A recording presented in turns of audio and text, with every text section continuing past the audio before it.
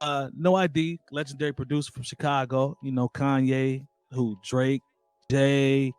He just executive produced Logic's final album, No Pressure. Like, No I.D is a legend. Early Common work. We all know who he is. Well, if you don't, I would do your research, do your Googles. But he recently sold the rights to his entire musical catalog to a company called Hypnosis Sounds, and a massive deal that he sold 223 tracks. And 23? I thought it was 73. 73. I'm sorry. Thanks, Lon. You're right. I misread what I even got typed down. 273. The news came from Billboard, and it was reporting that they acquired the worldwide copyrights and publishing royalties to No I.D songs. And I also was kind of scrubbing through the rest of the article, and it says Timbaland also made the same move earlier and did and songwriter Dave Stewart from the Eurythmics. Sorry. Jack Anton, another writer named Jack Antonoff did it as well, artist as well. And this is weird to me because I couldn't find anything that spoke to numbers or, I guess, logic or reasoning behind the choice. I would think it would be about a bag, but maybe that number wasn't disclosed. Man, it's got to be a lot of money. I was coming to you first, Lone. Like, what, why would this make sense? You're talking about Timbaland, somebody that has a huge catalog, especially as a producer. Like, what are we missing here? Because it can't be anything more than the bag, right? They're making it sound like it's a great partnership. But what are we missing here? Well, that's the question that I have. What am I missing? Because, like, I didn't read the article, so I'm speaking out of ignorance right now. But my question would be, one, is he selling his entire catalog? It's his entire catalog, all of it? It says it's a collection that spans from hits from Jay-Z, Drake. Let's see. His entire musical catalog. Yes. 273 songs. One, I'm curious how that works. I guess it's just publishing on top. So I'll just tell you from my standpoint, I'm huge on ownership. So, and I'm sure that he is as well. It's got to be a lot of fucking money. Like a lot. Right. Like it's got to be a lot of money. That's the only way that I can think that I would sell rights to my own music. It's got to be a major bag, and because I don't see him as somebody that seems like he's struggling right now. You know, like he's continually working on stuff. Like you said, he did 444 with Jay-Z a few years ago. Now he did Under Pressure with Logic, and that's huge for the underground. So. Yeah, because he's not hurting. Came out. He's not hurting for money. So this has to be about blackmail or a lot of money. Would you say loan blackmail? It's either blackmail or a lot of money. To me, it's bag has to be something that's like, I'm good for the rest of my life. I'm straight. It's got to be generations. It's got to be wealth. It's got to be generational wealth. Like, other than that, it wouldn't make sense to me. Jay Diff, what would you? Is there anything that you could think outside of bread? Like, to me, it says bread. Like, I can't think a partnership could be that beneficial for you to get 273 of my records. It got to be the bag, right? Yeah. Is there anything me and Lone missed? Man, I don't know, because at this point it's just hypothetical as far as what we can come up with at this time. That's fair. I don't get it, but maybe it was like you get this big lump sum right now, and you might still own a small percentage. That's kind of what I'm thinking too. Your royalties that you're still going to be able to benefit from and pass down to I don't even know if he has kids or not, but pass on to somebody, right? Because the goal is, once you get into the business, I thought, is to create that wealth in order to pass it down. And as a songwriter, I mean, those people behind the scenes are the ones that are making all the money. It's passive income, man. That money's always coming in. Yeah, it's always coming in. Straight passive. I mean, he's got hits on top of hits on classic tracks too, though. You know what I'm saying? Yeah. Smithsonian style tracks. So I don't know, man. It has to be some great deal to where I would think he got a big lump sum up front and still is able to keep a percentage. That's my thought process around it. Jay Moore, I'm coming to you, but I'm sorry. Go ahead, Long. I would agree that might be. I might potentially do it if I could get a lot of money and still keep a small percentage on the back end. I might still do that. But outright selling it, man, I'm trying to get in that billionaire class or something. Straight I heard up. that. I'm looking in the chat right now. David said he can't believe he sold it. He said he's securing for the future. Let's see. Here's Dirt said he did sell his portion while the contributing artists still have a majority stakehold on them. Oh, I see what you said. You were asking the question. I got you. Like you said, it could be a percentage. It could be a small percentage that he still owns, but like Lone said, I can't empty the whole clip. Jay Moore, what do you think? What angle are you coming at it with on this one? Well, you know what's the crazy thing I thought of is, of course, because I'm at home during the day, and I see those commercials where it's like, I got a structured settlement, but I need cash now.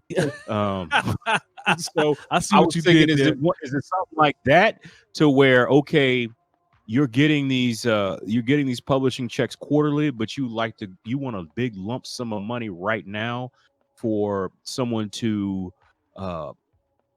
perhaps be the administrator of this music, that, you get this large amount now, they buy your catalog, but they're like, okay, maybe I can get this song in a commercial, and we'll still go ahead, and because you don't have the business savvy to particularly do that. Because it seemed like a weird thing to me, because The Dream did something similar. Yeah.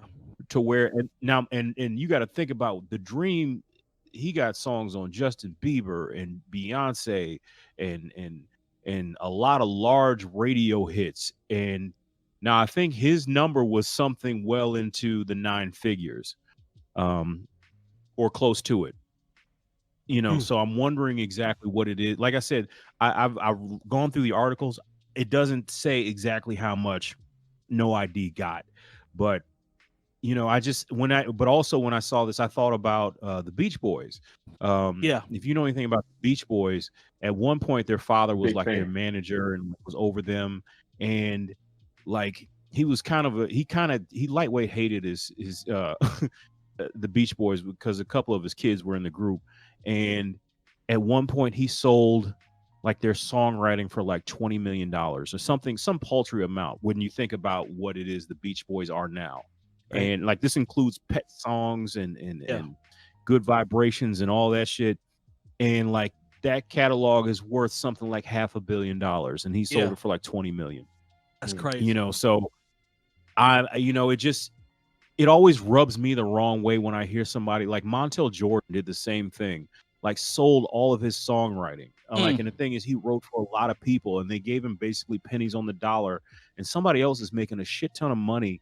Especially now there's this nostalgia boom for 90s music. So every time those songs play or somebody places that music, Montel Jordan's not getting the money. Oh, you still gonna hear This Is How We Do It. I don't care where you go. You still gonna hear that. How you really gonna hear it now? Exactly. So, like I said, there might be a bigger play that we just don't know or don't understand, but it's hard for me to understand somebody selling their catalog in 2020, especially somebody as savvy as No I.D. Like I said, if he got a big enough number, then more power to him. But at the same time, in the long run, when you're talking about generational money and making money while you're asleep, that's why you get your publishing together. That's why you make sure that you have your paperwork in order. Well, so it's just like, it'll be interesting to see how this really plays out.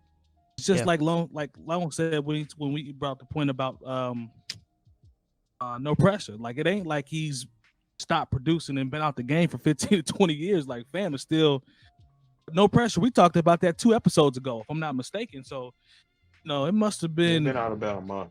Yeah, it must have been a nice bag. So kudos to him. If it's smart business for him and his family, man, and generational wealth, I ain't mad at it. But shit blew me when I saw it. I mean, Jay, you do bring up a good point about the licensing aspect of it. What if this company is the company? Because I don't know shit about this company, but what if they are offering him a small percentage on the back end, a huge lump sum, and they're like, hey, give us your category so we can shop it. That's what we do. Maybe in the long run, maybe in the long run, you could still, you got the guaranteed upfront money. you still got a guaranteed percentage, you know, even if it's a lot smaller on the back end, and you have a potential for new percentages on top of it. Okay. You know, I'd have that conversation. You know, to me, that's best case scenario. Right, where, for sure. you know, okay, you get a nice lump sum of money, and the people that you sold your publishing to, like, you still are able to get some back end money if they're able to place these records and help you, you know, administrate some of this stuff. Yeah, and you guys are bringing up, you guys both have actually brought up something that I didn't even think about. Both of you guys, when you start talking about the, you know, a smaller percentage versus the entire thing. It's just when you see the word entire in an article, to me, that's alarming. It's like, dang, and you know. And you also have to realize that it's probably already a small percentage on a lot of this stuff anyways, you know, because that the thing that makes that specific that scenario less likely is the fact that he doesn't 100% own the rights to all the music that he's a part of. So realistically, that's probably not true because you know, Logic didn't share a lot of those beats that he made. You know, then you're talking about, you got to look at the splits. Yeah, but even more so, like Logic, like you can't just shop Logic songs simply because you gave up your rights. You know what I mean? So I don't know. Right. I don't know. I'd be curious to talk to somebody who has more insight on this subject, but not me unless you come with that money. If you've enjoyed this segment of the New Old Heads podcast, make sure to join our live show every Tuesday at 9 p.m. Eastern at twitch.tv/bringingdowntheband and join our private Discord community with talks on hip-hop, music, news, and everything else. Links in the description below.